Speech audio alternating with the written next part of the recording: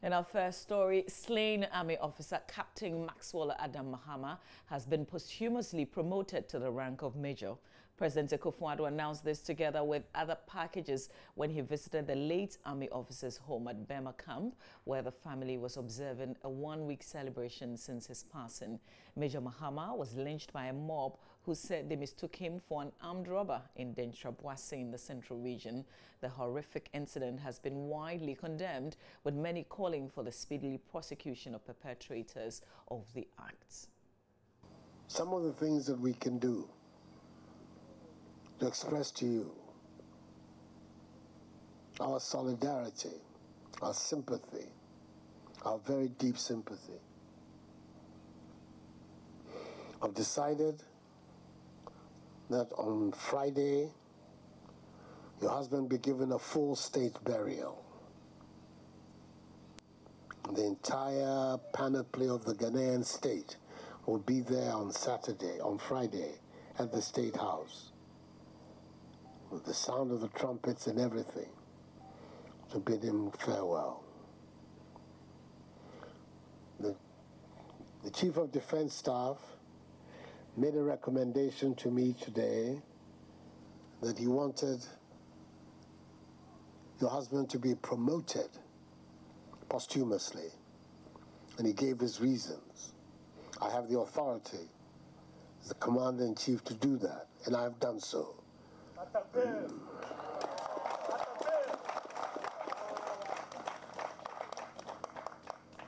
Promoted him to the rank of Major. I've signed the papers and the certificate. I believe it's even here. I'm going to present it to you. So from now on, we're not talking about Captain Mahama, we're talking about Major Adam Mahama.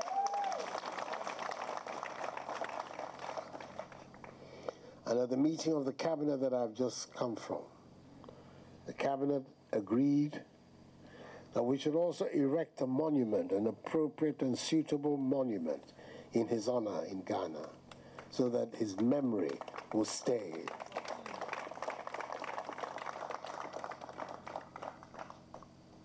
And then again, like I say, everything that we can do can never fill the gap, but it'll be a demonstration of how the Ghanaian people feel about what has happened to him. We decided to set up a memorial trust fund in honor of Captain Maxwell Adam Mahama. Major, sorry, I've forgotten myself, of Major. In the cabinet, we agreed the government will provide some seed money for the trust fund. The trust fund is going to be chaired, the board of trustees is going to be chaired by the Minister for Defense, the Honorable Dominic Nitiwo. Both sides of Parliament are going to be represented on the board. The chairman of the Select Committee on Defense, Seth Achampong, MP from Praeso, and then the ranking member from the minority side, James Agalka, has also agreed to serve on the board of trustees. And then the Tumukuro, Richard Bambini, is also a member of the board of trustees. And the other person is Grace Bediako, who was the former government statistician. She's also agreed to serve. All of these, when I asked them today, they were honored. They thought it was the least they could do to agree to serve on as members of the Board of Trustees of the Memorial Trust Fund. Government has decided to give 500,000 cedis as seed money to the trust fund. Look after you and your children. I myself have given a modest amount of 50,000 cedis as my personal contribution. Meanwhile, an Accra District Court has adjourned to 21st of June 2017 the case between the state and some 34 suspects who have been picked up in connection with the lynching of Major Mahama, who was fighting against Galamsey in the central region. His worship Kwekwan signed a 13-minute hearing ordered that the 34 suspect be sent back to police custody to help with investigations. Latif Idris was there and has filed the following report. So it took just 30 minutes for the hearing between the state and the 34 suspects who have been picked up in connection with the gruesome murder of late Captain Adams Maxwell Mahama at the Accra Central District Court. The charges were two. First was the count of conspiracy to commit murder, and the second count was murder. Now, the suspects were not made to make any comments. The charges were read to them, and the prosecutor made a plea to the sitting judge and asked that the case be adjourned to either the 21st or the 22nd of June this year, 2017. Now, after listening to the prosecutor's narrative, the sitting judge has granted that the case involving the 34 suspects in connection with the gruesome murder of late Captain Adam Maxwell Mahama be adjourned to the 21st of June 2017. And in the background, you can see the residents around here who have also gathered here in their numbers, very angry with these 34 suspects. They are just raining insults on them. Because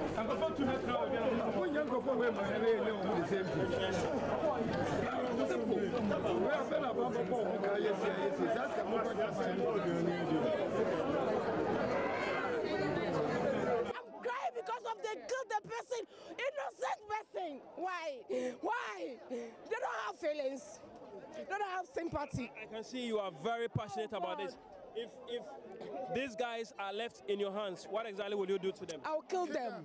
Why? I'll use to gun and kill them. Then you are committing the same crime they commit. I know. Then I'm going to inside. I know because of them. If it is me, and I'm the government, I'll deal with them. I won't leave them. Because the person when they kill is innocent person. Innocent person. They don't have feelings. They don't have anything because of their child. They leave the child small because they don't have feelings. Do you know the late captain? Oh God, no. You didn't know him? No. So, a woman being. Look at the way I'm crying because of the innocent person. Look at the way I'm crying. Look at the way I'm crying. How do you feel if it is you? How do you feel? How do you feel about this? Oh God.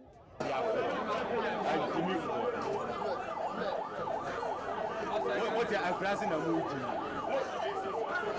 Because they are not nice. God have mercy. God have mercy. God have mercy. Look at them. We are human beings. No.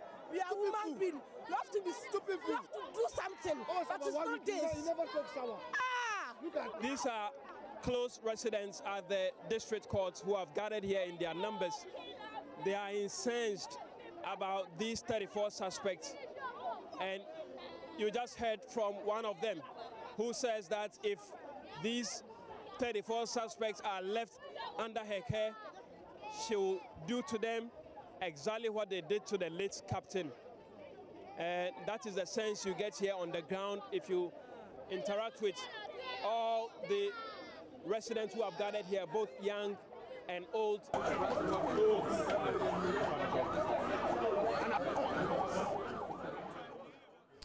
Cocoa has obviously been one of the key contributors to Ghana's GDP over the years. Farmers who cultivate the cash crop have always complained their effort have not been adequately rewarded. There's, however, an attempt to make things right with the unveiling of a development fund. Mondelez International, in partnership with Child Rights International, launched the 24th Year Development Fund to support the first batch of 70 children of cocoa farmers. Patricia Gasu has more. 70 children from 447 cocoa-growing communities in Ghana have been selected on a pilot-based benefit from formal education as well as technical and vocational training and apprenticeship, with the expectation of promoting the rights of children in those areas. The beneficiaries will also receive career guidance through a mentorship program. The support is irrespective of their academic brilliance or otherwise. Most of the time you hear educational support targeting brilliant but needy children. That phrase is not in our vocabulary. For we know that many are the children who may not exhibit brilliance due to their needy status and will become brilliant when given opportunities such as this fund offers. Consequently, the main objective of the fund is to protect and promote the rights of children in cocoa growing communities.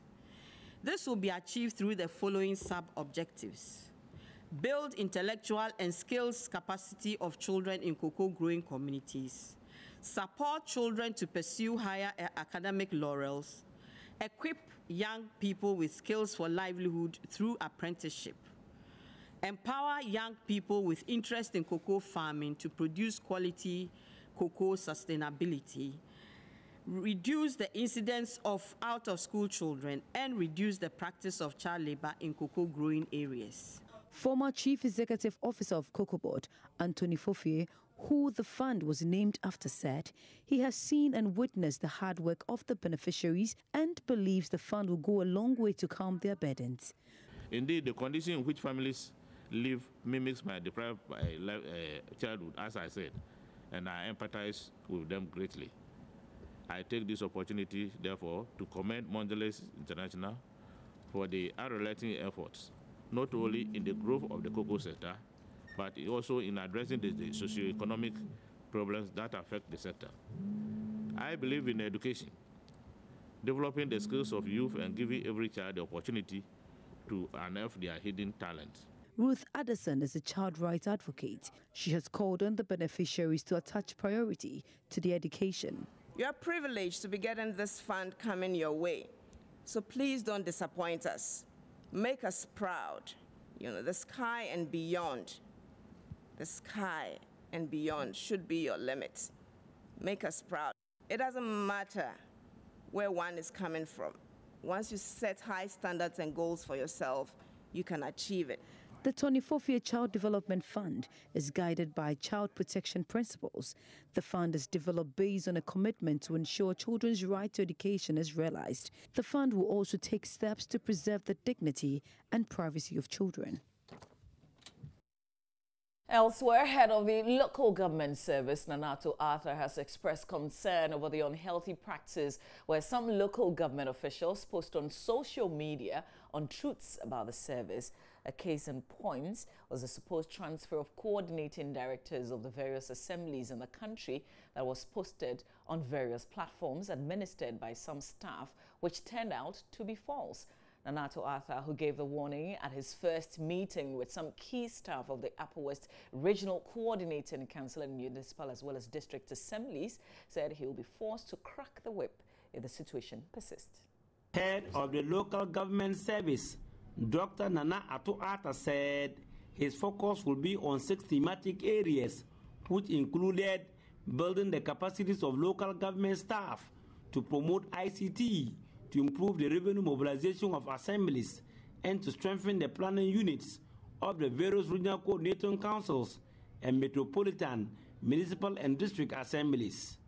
On the issue of government policy, to have metropolitan, municipal and district chief executives elected by next year, he posited that key staff of MMDAs will be oriented and positioned to provide the necessary support for the policy to take off to deepen accountable local governance and transparency. Dr. Nanato Arthur, however, drew the attention of the staff to an unhealthy practice where some staff of the local government service hurriedly post untruths on their social media platforms, which he urged them to put a lid on, otherwise he will crack the whip. The social platforms that we have created, anything from local governments that you put on a platform, engineering platform, planning platform, those things are unhealthy. You receive a letter from local government service, somebody has been transferred from Golu to Wa, there's a platform. What for? What for? Is that what we are to use the platform for? Somebody has done something in Accra. He's to be posted to somewhere. Somebody is to go there. You have your letter, it's on a platform. What kind of platform is that? He tasked the various coordinating directors to seriously advise their district chief executives for them not to award projects that are beyond their budgetary allocation. You have a common fund allocation of 5 million Ghana cedis. 2 releases have already come, leaving 2 releases. In August, September 2016, going for elections, you award contract to the tune of 5 million Ghana cedis. Already, your 5 million Ghana cedis, you received 2 releases, so about 2.5 had already come. Remaining 2.5. And according to that, engineers and DCs are coming together, awarding another 5 million Ghana cedis contract. When this continues, please, we shall sanction all of you. Upper West Regional Minister Suleiman Al-Hassan mentioned litany of challenges that are hindering the coordinating and monitoring role of the Upper West RCC and called on the local government service to quickly act on them. Reporting for JoyNews, Rafiq Salam. Workers of the Shanji Mining Company at Gbani in the Talensi district of the Upper East region are worried an indefinite suspension imposed on the operations could soon result in tragedy in the town. The government last month ordered the mine support service firm to halt its operations to allow for investigations into a recent blast by the company that resulted in the deaths of some local miners working in a nearby pit. The workers say the local miners have been sneaking into their shaft to carry out illegal blast and steal ore at the peril of their lives. Albert Sori is our Upper East regional correspondent. In April this year, 7 men said to be legal miners died in a mine accident believed to have occurred as a result of a wrong underground blast. The miners were working in a pit near a concession where the Shanji Mining Company, a Chinese mine support firm, works for 2 licensed small-scale miners. In separate interviews with JoyNews, local miners blamed the Shanji Mining Company for the accident, while the company denied the accusations. This was not the first time such deaths had occurred, and the company accused. Lands and Natural Resources Minister John Peter Amewu subsequently wrote to the Shanji Mining Company, directing it to suspend operations indefinitely to allow investigations into the matter. Workers of the Shanji Mining Company now say the few of them who have been charged to stay and watch over the concession have been overwhelmed by some of the local miners who have taken advantage of government's delay in carrying out the investigations to mine on their concession. They spoke at a press conference. Our mine has been terribly occupied by illegal miners. The few staffs kept to maintain and care for the mine have been overwhelmed by hundreds of illegal miners who evade the underground workings, blast support pillars, break equipment and electrical fittings, steal ore, and dangerously prevent men from pumping water. This action of theirs will cause the following if not checked immediately. Mine is weakened following the blasting of the support pillars. This can cause caving in any moment.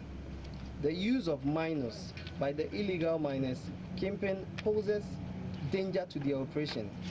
They are inexperienced and will one day blast themselves up. The workers also lament government's delay has brought them untold hardships. We are not working. So where are we going to get the money to feed our wife or children and then our family? So we are pleading the minister to at least give us or help us to come back to work. So this is what I'm happy. We are appealing to the minister that he should let us come back and then start because it's not just at all for us. As we are sitting in the house, we have wives, children, and parents taking care of them. And all these things, if we are not working, we can't get. And Albert Sori's reports will end the bulletin for now, but you know that we always have lots more stories on myjoyonline.com. We'll visit the page in a bit. But I've got to say good morning to you, late comer Roland Walker. Yeah, good morning. How are you? Like I'm never late. Yeah. We have some newspapers next. Yeah. And we have to put in the money always. So we've got our little money moment coming up where we contribute 20 Ghana cedis each into our money box. But we've got to tell you what to expect here on the show On AM Talk, Roland Walker would sit with Mr. Roxin Dafiamakpo, who is a Member of Parliament for South Dai, and also Andrew Ejapa Mesa is Member of Parliament for Sekendi. Both lawyers, by the way. So it will be a great conversation. And then the 2017 Basic Education Certificate exams, which started yesterday, will continue today. Will be live from some centers here in the capital. But we're also talking about JoyNews' latest Hotline documentary. It's by one of our leading investigative reporters, and Kwete Nate has headlined this, Gold in the Gulf. Well, I have a friend who currently is also one of them, but this time Kwete Nate is telling the story of how young Ghanaian girls are lured into the Gulf states. I usually will refer to them as the Gulf states and the rest of the Emirati. But this one looks like Malaysia, I think. Yeah. And then, of course, this one is a Gulf state. Tells the story of how young Ghanaian girls are lured into the Gulf states, the Emiratis, the rest of the Arab world, etc., and are maltreated. And we showed you excerpts on Monday. And today, we'll show you what you missed on Monday. Yeah. And the good things, we'll also be opening the phone lines. Yeah, what it means is, you know, we showed the excerpts, but the full documentary aired at 6:30 p.m. yesterday. There's a continuation of that, 6:30 p.m. today. So you can start all the conversations with us here on the AM show. We'll also speak to a gender advocate. This issue comes up every now and then. I remember a lawyer advocating that visas to such countries should be properly scrutinized. But there are people who, irrespective of what you say, they still would go. I am sure there's somebody watching us right now who would say that. Want to go? Mama V. Roland, I don't go and care collect what a people perceived, say. So-called $1,000 wage every month, Listen, which really doesn't it's not happen. all negative. That's what some people will tell you. Some people return with some good news. So the stories are not the same. So there are people who won't believe what you say.